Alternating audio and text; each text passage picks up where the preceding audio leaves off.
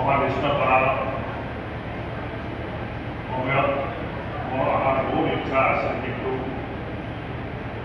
খবৰ ভালদৰে নোপোৱাৰ কাৰণে আমি আহিব পৰা নাছিলোঁ। কিন্তু তাৰ কেইদিনমান পাছত যেতিয়া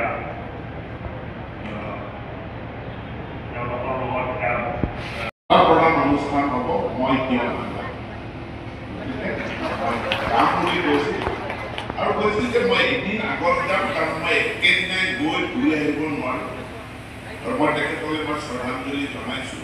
ইতিমধ্যে শিৱসাগৰৰ তাত জীৱিত কালতে, আৰু মানুহে মানুহক শ্ৰদ্ধা ভক্তি যিমান দিব লগা থাকে, মই ভাবোঁ যে জীৱিত কালতেই দিব লাগে। তাৰপৰা মাহেন্দ্ৰ পাদুনৰ জীৱিত কালতে তেখেতৰ নামত শিৱসাগৰত এটা ট্ৰাষ্ট গঠন হৈছে, ন্যাস এটা গঠন হৈছে।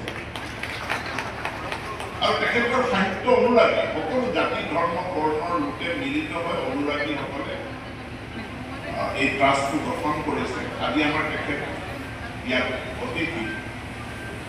মই তেখেতৰ সাহিত্য অনুৰাগী ব্যক্তিসকলক সাহিত্য সভাত, অসম সাহিত্য সভা শিৱসাগৰ জিলা সমিতি, মই মিচিং সাহিত্য সভাক অনুৰোধ জনাম যে শিৱসাগৰতো এটা মাহেন্দ্ৰ পাদুন স্মৃতি পুথিভঁৰাল আৰু যাদুঘৰ নিৰ্মাণৰ পদক্ষেপ লওক।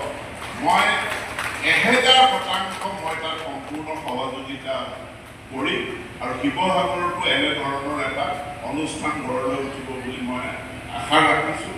আৰু আপোনালোক সকলোকে সহায় সহযোগিতাৰ বাবে ধন্যবাদ জ্ঞাপন কৰি তিনিওগৰাকী মতাপ্ৰাপক ব্যক্তিলৈ মোৰ শুভেচ্ছা জ্ঞাপন কৰি মাহেন্দ্ৰ পাদুন ডাঙৰীয়া আৰু ডক্টৰ বিদ্যেশ্বৰ দলে ডাঙৰীয়াৰ সুস্বাস্থ্য আৰু দীৰ্ঘ জীৱন কামনা কৰি